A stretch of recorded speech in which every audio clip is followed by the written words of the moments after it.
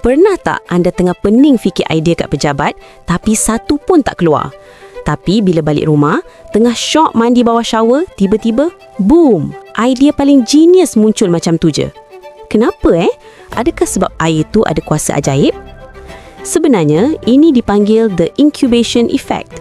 Masa anda duduk depan komputer, otak anda dalam mod fokus yang sangat sempit. Tapi masa mandi, otak anda masuk ke mod default mode network.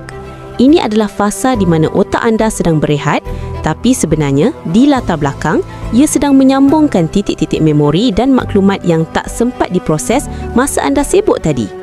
Satu lagi sebab adalah dopamin. Mandi air suam lepas penat bekerja akan melepaskan dopamin yang membuatkan otak anda lebih rileks dan kreatif.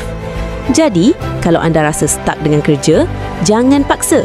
Berhenti fikir, pergi mandi atau buat kerja yang membosankan.